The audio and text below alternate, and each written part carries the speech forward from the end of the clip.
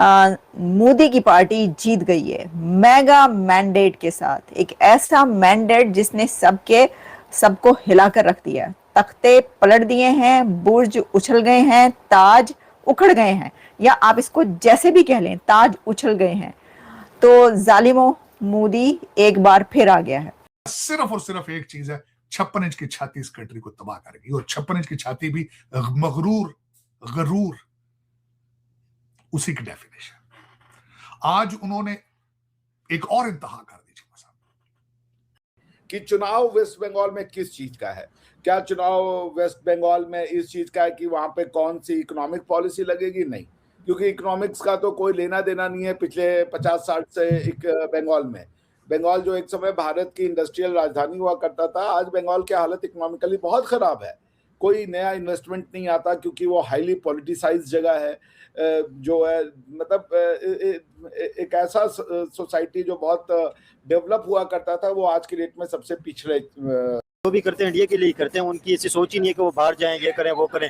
India के बेहतरी के लिए वो बहुत कुछ कर रहे हैं। अगर वो इंडिया के प्राइम मिनिस्टर बने, उन्होंने इंडिया को बहुत ज्यादा ग्रोथ भी दी है। बिल्कुल ऐसा ही है। और मैं बाहर की कंट्री में दुबई गया था, मुझे वहाँ पता लगा कि हमारी क्या इज्जत है और इंडियंस की क्या इज्जत है। आप दुबई के अंदर देख के आए, वहाँ पे क्या डिफरेंस है पाकिस्तानी और इंडियंस के अंदर? पाकिस्तान की तरफ समझ कदर बिल्कुल ही खत्म हो गई है। बहुत बुरी नज़र से हमें देखते हैं और हमें यानी कि समझते हैं कि हम 2 नंबर फ्रॉड हैं।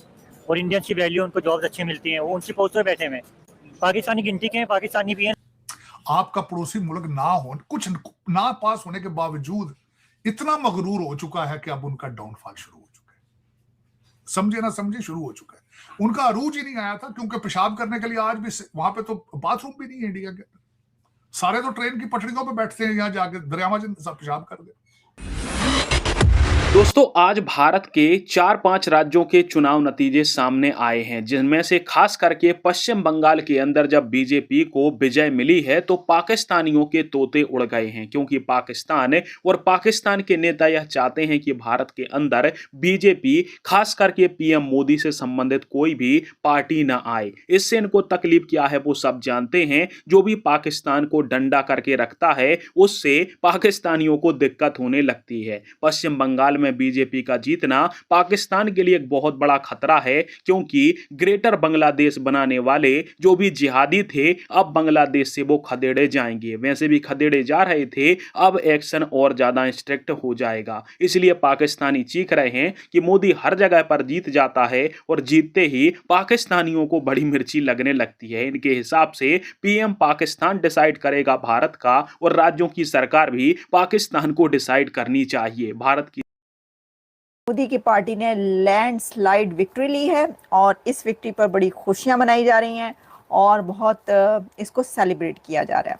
अब देखें, ये इतनी बड़ी जीत, वैसे तो देखें ना, आप कहें कि हाँ ठीक है, उन्हीं की गवर्नमेंट है या वो प्रधानमंत्री हैं, उनका जीतना कौन सा मुश्किल था, जीतना तो उन्होंने ही था। ऐसा नहीं चल रहा था, ऐसा नहीं चल रहा था, क्योंकि चल ये रहा था कि मोदी नहीं जीतेगा। अच्छा, और मोदी ने जीत के दिखा दिया। हुआ ये कि मोदी ने कहा कि जालिमो, लो जी जालिमो, जो भी कर लो, मैं आ रहा हूं। और मोदी ने कहा मैं आ रहा हूं, और मोदी आ गया। तो अब आप ये देखिए, उनका गरूर। आपका पड़ोसी मुल्क कुछ ना पास होने के बावजूद इतना मगरूर हो चुका है कि अब उनका डाउनफॉल शुरू हो चुका है। समझे ना समझे, शुरू हो चुका है। उनका अरूज ही नहीं आया था, क्योंकि पेशाब करने के लिए आज भी वहां पे तो बाथरूम भी नहीं है इंडिया के। सारे तो ट्रेन की पटरियों पे बैठते हैं, यहां जाके दरियावा सब पेशाब कर दे। पता नहीं अडानी अंबानी के पैसे को ये सारा इंडिया समझता है, शायद हमारा पैसा है। अडानी अंबानी की शादियों को देखकर ये ना सोचा करो कि आप दुनिया के मालिक बन चुके हो। ये गलत सोच है। ये देखा करो तुम्हारे पास है क्या। अपने शहरों की हालतें देखो, गुर्बत की हालत देखो अपनी। अब उनके हालात ये हो चुके हैं, चीमा साहब, यूएई में जहाज भेजते हैं, वो समोसा बन के नीचे गिर जाता है। थलो मिसाइल सट देने ते ओ जाना सजे टुर खब्बे जाता। 500% टैरिफ लगा पे।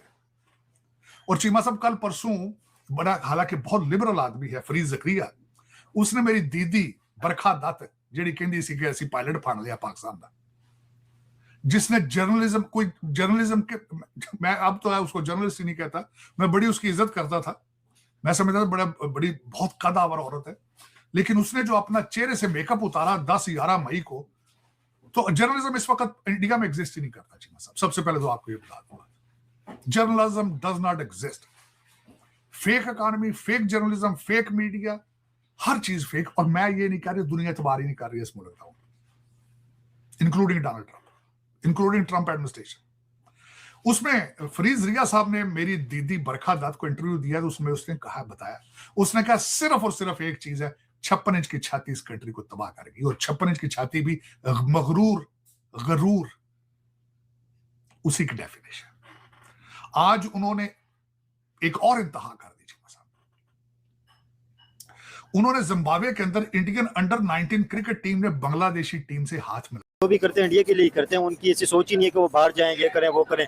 इंडिया के बेहतरी के लिए वो बहुत कुछ कर रहे हैं। अगर वो इंडिया के प्राइम मिनिस्टर बने, उन्होंने इंडिया को बहुत ज्यादा ग्रोथ भी दी है। बिल्कुल ऐसा ही है। अब मैं बाहर की कंट्री में दुबई गया था, मुझे वहाँ पता लगा कि हमारी क्या इज्जत है और इंडियंस की क्या इज्जत है। आप दुबई के अंदर देख के आए, वहाँ पे क्या डिफरेंस है पाकिस्तानी और इंडियंस के अंदर? पाकिस्तान की तो बस समझ कदर बिल्कुल ही खत्म हो गई है। बहुत बुरी नज़र से हमें देखते हैं और हमें यानी कि समझते हैं कि हम 2 नंबर है, फ्रॉड हैं। और इंडियंस की वैल्यू, उनको जॉब्स अच्छी मिलती हैं, वो ऊंची पोस्ट पर बैठे हुए हैं। पाकिस्तानी गिनती के हैं, पाकिस्तानी भी हैं, लेकिन इंडियन ज़्यादा, इंडियन की कदर भी ज़्यादा है, उन पर ट्रस्ट भी ज़्यादा करते हैं। और जो है दुबई वाले उनको सपोर्ट ज़्यादा करते हैं। इसी वजह से करते हैं क्योंकि बाकी गवर्नमेंट अच्छी है, अपने लोगों का सोचती है, अपने लोगों के लिए करती है, वो बाकी लोग भी सिंसियर हैं अपनी गवर्नमेंट के। आप क्या समझते हैं इंडियंस और पाकिस्तानियों में ऐसा क्या डिफरेंस है कि जिस वजह से वहाँ पे ज्यादातर इंडियंस को मतलब तरजीह बुनियादों पर रखा जाता है? क्या ऐसी चीज है इंडियंस के अंदर?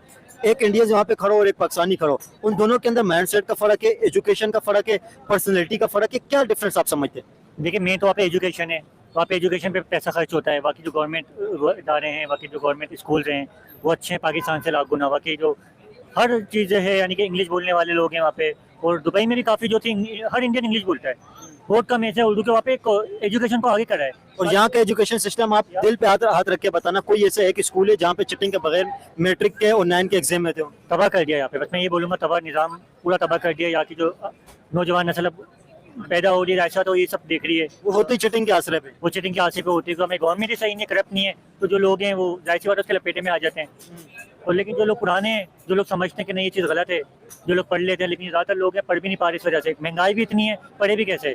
आपको पता है पेट्रोल जब से महंगा हुआ, सारा बजट चुनाव वेस्ट बंगाल में किस चीज का है? क्या चुनाव वेस्ट बंगाल में इस चीज का है कि वहां पे कौन सी इकोनॉमिक पॉलिसी लगेगी? नहीं, क्योंकि इकोनॉमिक्स का तो कोई लेना देना नहीं है पिछले 50-60 से। एक बंगाल जो एक समय भारत की इंडस्ट्रियल राजधानी हुआ करता था, आज बंगाल की हालत इकोनॉमिकली बहुत खराब है। कोई नया इन्वेस्टमेंट नहीं आता क्योंकि वो हाईली पॉलिटिसाइज जगह है, जो है मतलब एक ऐसा सोसाइटी जो बहुत डेवलप हुआ करता था, वो आज की डेट में सबसे पिछड़े राज्यों में उसकी गिनती होती है, अगर मैं गलत नहीं हूँ तो। जीडीपी वाइज वो भारत का किस स्टेट पे आएगा, लैंड पे आएगा, वो मुझे नहीं पता है, वो मुझे देखना पड़ेगा। तो इसको देखते हुए, इन थ्योरीज को ध्यान में रखते हुए अगर हम ये एनालाइज करें कि किसके लिए वोट होगी, तो मेरा मानना है ये वोट सनातन राष्ट्रवाद की वोट के बदले वर्सेस जो छद्म सेक्युलरिज्म है, यानी कि Islamic soft Islamization of West Bengal, इसके बीच का वोट होगा। तो मुस्लिम वोट एक तरफा जाएगा इनके फेवर में, टीएमसी के फेवर में, वो करीबन 28 से 30% है। तो अगर हम 100% वोट लें तो 28% वोट कंसोलिडेटेड है, या अगर उसमें थोड़ा बहुत मान लीजिए विक्टर्न होता भी है बिकॉज AMIM है, तो 25% का हम ले लें कि कंसोलिडेशन हो गया। 25% वोट ममता बनर्जी को मिलना ही मिलना है, तय हो गया है। और ये बात मान लीजिए कि 35 से 40% वोट पे गवर्नमेंट तय हो जाती है नॉर्मली। तो अगर 25% आपको कंसोलिडेटेड वोट आ गया, उसके बाद बचा 75% वोट। उस 75% में कम्युनिस्टों ने 75%, जैसे आप उस दिन कही ना कि 80% हिंदू है। भारत का जो मार्क्सिस्ट हिंदू है वो उसके नाम हिंदू है, बट वो बेसिकली अपने आप को इस्लाम से आइडेंटिफाई करता है। जितने ये जो लेफ्ट विंग वाले हैं, आप इनको देखें, ये सारे अपने आप को इस्लाम से आइडेंटिफाई करते हैं, ये अपने आप को हिंदुज्म से आइडेंटिफाई नहीं करते। इनके नाम भले कुछ भी हो, कोई भट्टाचार्य हो, कोई मिश्रा हो, कोई त्रिवेदी हो, इससे फर्क नहीं पड़ता, but they are basically Muslims in terms की वो उसी को अपनी आइडेंटिटी मानते हैं। तो उस हिसाब से आप देखिए कि मेरे ख्याल से 25% वो। और फिर मैं इनसे ये पूछना चाहूंगा, तुम्हारे भारत के अंदर कुछ 27-30 करोड़ मुसलमान हैं, उनके बगैर क्या करोगे तुम? क्या तुम्हारा क्या सोल्यूशन है? तुम्हारे साथ तो मणिपुर भी नहीं है, तुम्हारे साथ तो 5 स्टेटें भी नहीं उस साइड से ऊपर। कश्मीर के ऊपर भी अब चाइना क्लेम कर रहा है, उधर तो देखते नहीं हो तुम। तो चीमा साहब दर हकीकत दुख हुआ कि किस तरीके से, मेरा बल्कि क्वेश्चन मैं तो अपने हिंदू दोस्तों से पूछता हूं, मेरे बड़े दोस्त हैं हिंदू, यार this is what the Hinduism is about. मैं चीमा साहब एक बहसीते मुसलमान आलेलान ये कहता हूं आज टीवी पर बैठकर, हालांकि मैं पैदा मुसलमान हुआ था, मरूंगा भी एज ए मुसलमान, मैं पैदा पाकिस्तानी हुआ था, मरूंगा भी पाकिस्तानी। जो मजहब आपको कत्लो गारत की, नफरत की तबलीग कर रहा है, you need a new religion. मजहब नहीं कहता, तुम खुद इसके साथ कर रहे हो। हर मजहब के अंदर एक कॉमन चीजें हैं, वो ये कहता है सच का प्रचार करो, मोहब्बत करो, एक दूसरे के दुख में शामिल हो। बल्कि देखें इस्लाम के अंदर चीमा साहब जंग, हालत जंग के असूल हैं कि किसी के मजहबी जगह को ना तोड़ो, ग्रीन दरख्त ना तोड़ो, बुजुर्गों को ना मारो, औरतों को ना छेड़ो। बल्कि मैं कोट करना चाहता हूं चीमा साहब, हजरत अली किसी दुश्मन की छाती पर बैठे थे तो उसने उनके मुंह पे थूका था तो वो उठ गए थे ऊपर से। वो कहते हैं हुन मेरा जाती चीज शुरू होगी, this is not by war anymore. लेकिन हमने भी चेंजेस की हैं, लेकिन चीमा साहब हम उन चेंजेस की प्राइस नहीं दे रहे पाकिस्तान के अंदर।